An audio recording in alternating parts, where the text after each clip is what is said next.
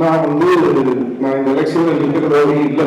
என்ன ஏதோ ஒரு விரோதியை பார்க்கிற மாதிரி பார்க்கிற அந்த ஒரு பார்வையை ஃபர்ஸ்ட் என்னால எடுத்துக்க முடியல. திடீர்னு கேட்ட கேள்விக்கு பதில் சொல்லணுமா? எப்படி சொல்லுவாங்க? கேட்டுக்கிட்டே இருக்கோம், அவங்க யாருமே பதில் சொல்லலாம். எப்படி சொல்ல முடியும்? யாரு நீ ஃபர்ஸ்ட் பதில் சொல்றதுக்கு? விஜயகாந்த் கேப்டன் சொன்னாங்க. அப்புறம்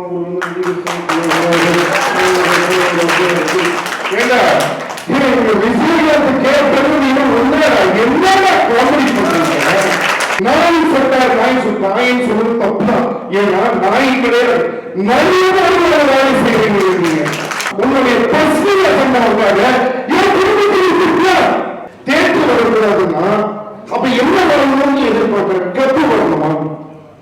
ஒரு பாய் வரணுமா? சுத்தி ஸ்கூல் இருக்கு. அப்ப திருநெல்வேலி டாஸ்க் இருக்காப்பா. இப்படி அவங்க பேசுறது ஃபர்ஸ்ட் எனக்கு கேவலமா இருக்கு. ஏன்னா அவங்க என் குடும்பம், எனக்கு என்ன பத்தி இருக்கு. அவங்களுக்கு இயல்பு தோணுன்னு எனக்கு தெரியல. யார் மனதையோட நான் புண்படுத்தி இருந்தேன்னா, தப்பா பேசியிருந்தேன்னா என்ன மன்னிச்சுக்கோங்க. ஏன்னா நான் பேசல, அந்த இறைவன் சொல்றத நான் பேசுறேன். எல்லாத்தையும் பார்த்துட்டு சுந்தரகுமார் சிவபரசன் பயந்துக்காக நிற்கிறேன்னு சொல்லல, என் குடும்பத்தோட ஒற்றுமைக்காக நிற்கிறேன்னு சொல்றோம். அந்த தயவு செஞ்சு புரிஞ்சுக்கோங்க. சில பாயிண்ட்ஸ்லாம் சொல்லி அவங்க பொதுவாக பேசும்போதெல்லாம் யோசிச்சுலாம் பேச மாட்டேன். பட் நான் எனக்கு பாயிண்ட்ஸ்லாம் சிலது எழுதிட்டு வந்தேன்னா ஒரு அளவுக்கு மேலே தப்பாக நிறைய விஷயங்கள் நடந்துட்டு இருக்கு.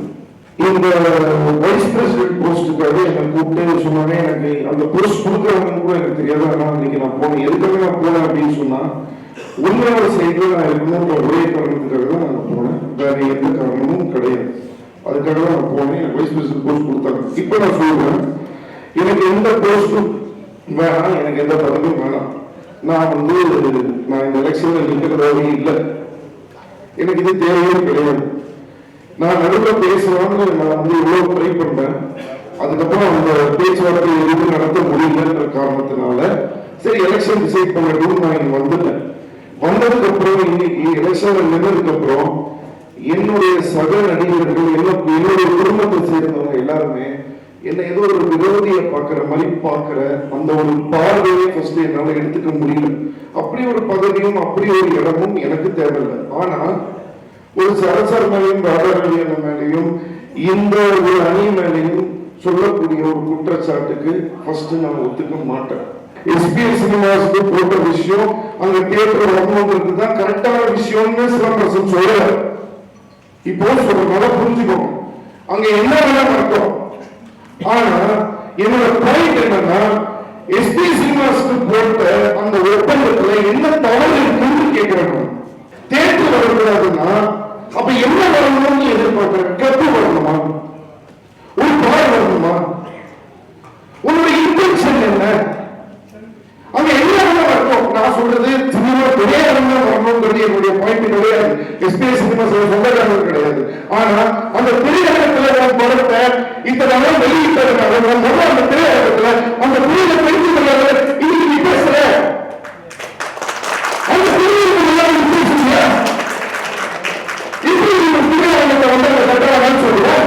சுத்தி ஸ்கூல் இருக்குன்னு சொல்றேன். சுத்தி ஸ்கூல் இருக்கு.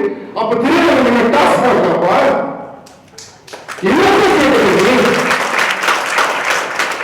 எப்படி நான் இன்னைக்கு இருக்கோம் என் சக நடிகர்களை பத்தி தப்பா பேசக்கூடாது. இந்த எலெக்ஷன் ஆரம்பிச்சதுல இருந்து நான் இன்னைக்கு இருக்கிற விஷயத்தை பத்தியோ யாரை பத்தியும் நீங்க நல்லா இதே மீடியா உங்க எல்லாருக்கும் தெரியும். நான் நாமினேஷன் பண்ணியிருக்கேன். அதுக்கு முன்னாடி இந்த நடிகர் சங்கத்தில் இது பண்ணிருக்கேன். ஒரு நாள் என்னுடைய சக நடிகர்களையோ என் குடும்பத்தையோ யாருக்கு தேவையான தப்பா பேசிருக்கேன்? யோசிச்சு பாருங்க, சிரிச்சு பாருங்க.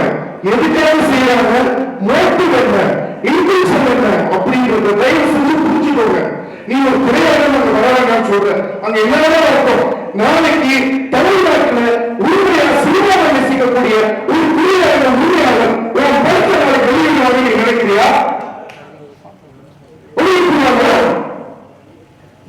என்ன குறிச்சு நீங்க பேசுறீங்க?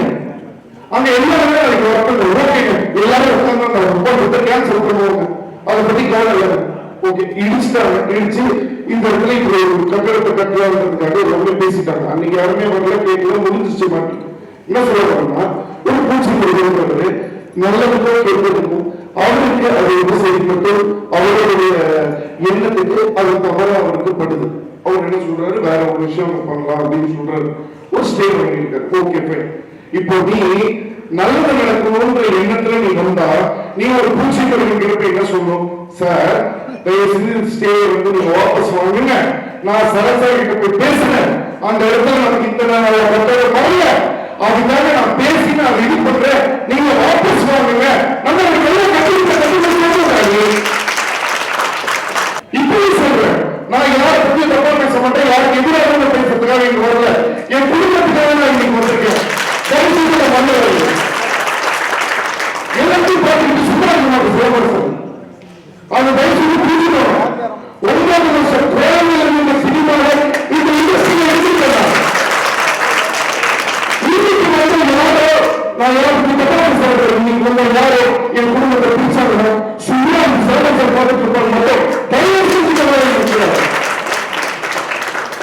அப்படி ஒரு நடிகர் சங்கத்தில் இத்தனை வருஷமா அவங்க இருந்து ஒரு ராஜராஜன் சரி, சரத்குமார் சார் சரி, ஒரு நம்ம விஜயகாந்த் சார் அவங்க கஷ்டப்பட்டு உழைச்சு இவ்வளவு கொண்டு வந்து நிறுத்தினத திடீர்னு நீ வந்து கேட்கிற கேள்விக்கு பதில் சொல்லணுமா? எப்படி சொல்லுவாங்க? இதை கேட்டோம், நாங்க கேட்டுக்கிட்டே இருக்கோம், நாங்க கேட்டுக்கிட்டே இருக்கோம், அவங்க யாருமே பதில் சொல்லணும். எப்படி சொல்ல முடியும்? யாரு நீ ஃபர்ஸ்ட் பதில் சொல்றதுக்கு? என்ன அறிவு ஃபர்ஸ்ட் கேள்வி கேட்கறதுக்கு? ஒரு நிலையான கேள்வியை கேட்கிறார் நீ. எல்லாரும் அவங்க ஃப்ரெண்ட்ஸ் எல்லாம் சேர்ந்து கேப்டன் கேப்டன் அவனுக்கு தெரியாம கூப்பிட்டுட்டாங்க. அதனால விஜயகாந்த் கேப்டன் சொன்னாங்க. அப்புறம்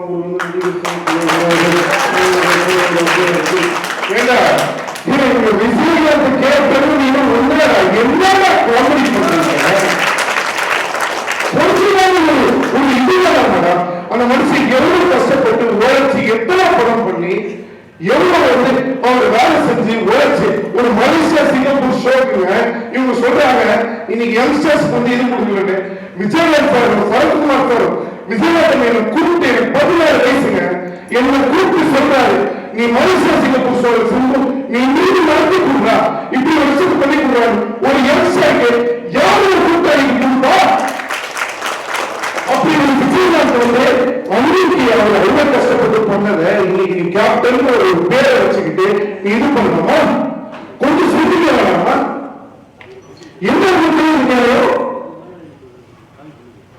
என்னோட கேள்வி என்னன்னா, நீ கேட்கிற கேள்வி என்ன வந்து கேள்வி, ஆனா அதுக்கு ஒரு வேலை ராஜாரவி அம்மா வந்து திட்டாரு, எங்களை திட்டாரு, எங்களை திட்டாரு இதே சொல்றீங்க. நான் என்ன சொல்றேன்னா, எங்க அப்பா உடனே திட்டிருக்காரு, எவ்வளவு எங்க அப்பா எனக்கு திட்டிருக்காரா? ராஜாரவி திட்டிருக்காரு. ஆனா நான் அது தப்பா எடுத்துக்கிட்டது கிடையாது இன்னைக்கு வரைக்கும். ஏன்னா ஒரு மூத்த கலைஞர் ஒரு தகப்பில் அவரை நான் பார்ப்பதால் அவர் திட்டங்களை தப்பா எடுத்துக்கல. ஆனா நீ அவரை ஒரு நோக்கப்படுற மாதிரி நினைக்கிறதுனால தானே அவர் திட்டங்கள் தப்பா தெரியுது. நாய் சொல்றார், நாய் நாயின்னு சொல்றது தப்புதான். ஏன்னா நாய் கிடையாது, நிறைய வேலை செய்யறீங்க. உங்களை எப்படி நாய் சொன்னாலும் எனக்கு சத்தியமா எனக்கு புரியல. எதுக்காக இப்படி ஒரு விஷயத்தை பண்றீங்க? ஒரு பர்சனல், உனக்கு வந்து ஒரு பர்சனல் அஜெண்டா, ஒரு எல்லாருமே தெரியும், அதை பத்தி பேச விரும்பல.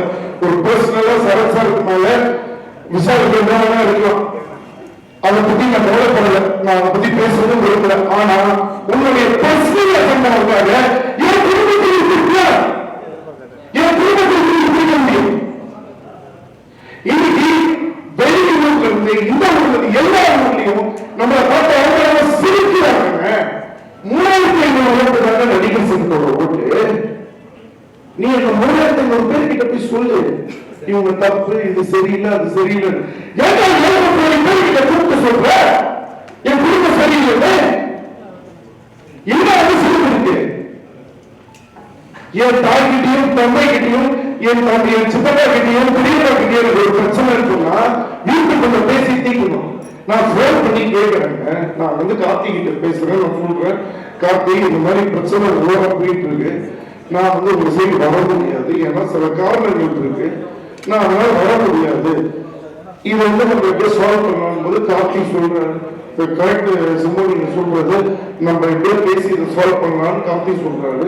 நீங்க விஷால் கிட்ட பேசுகின்ற, நான் விஷாலுக்கு போன் பண்றேங்க, சிரிக்கிறாரு போன்ல. இன்னமே நீங்க சேர்த்து இவங்க கூப்பிட்டு, அப்போ உன்னுடைய இன்டென்ஷன் என்ன காரணத்துக்காக நீங்க செய்யற? இன்னைக்கு வரைக்கும் நான் அதை பேசவே இல்லை. தயவு செஞ்சு நல்லா புரிஞ்சுக்கோங்க. எல்லாருமே என்ன கேட்டாங்க, ஏங்க இந்த அணியில் எனக்கு அணியெல்லாம் முக்கியம் கிடையாதுங்க. ரெண்டாவது தயவு செஞ்சு ஒரு விஷயம் புரிஞ்சுக்கோங்க. எனக்கு நீங்க பேச இப்படி அவங்களுக்கு அகேன்ஸ்டா பேசவே ஃபர்ஸ்ட் எனக்கு கேவலமா இருக்கு. ஏன்னா அவங்க என் குடும்பம், எனக்கு என்ன பத்தி எந்த குடும்பம் தான் இருக்கு. அவங்களுக்கு இயல்பு போகலன்னு எனக்கு தெரியல. இந்த அளவுக்கு கொண்டு போய் எல்லாரும் முன்னாடியே முன்னிலை நிறுத்தி அவமானப்படுத்தி அசிங்கப்படுத்தி, எதுக்கு? ஒரு சந்தானம் நான் உருவாக்கிய, நான் வந்து படத்துல நீக்க வச்ச ஒரு சந்தானம் போன் பண்ணிட்டு சார், இந்த மாதிரி மேட்ரு நான் போறேன் சார் அப்படின்னு நான் போயிட்டு சந்தானம்னு சொல்லி விட்டேன். ஏன்னா என் சந்தானத்துல இருந்து, என் நண்பன் கார்த்தியில இருந்து, எங்க அண்ணன் கருணாஸ்ல இருந்து, பொன்னண்ணன்ல இருந்து, நாதரன்ல இருந்து, கமல்சார்ல இருந்து, சத்யராஜ்ல இருந்து, வடிவல் எல்லாருமே எதுக்காக நம்ம பண்ணிருந்தாங்க. ஏன்னா ஏதாவது ஒரு உண்மை நடக்கும், புதுசா ஒரு விஷயம் நடக்கும் அப்படின்னு அவங்க நினைச்சது கரெக்ட். ஆனா இதான செய்வாங்க நீங்க யாரும் நினைச்சீங்களா? இதை செய்வதற்கான கரெக்டான ஒரு ஆளாக யாரும் யோசிச்சீங்களா?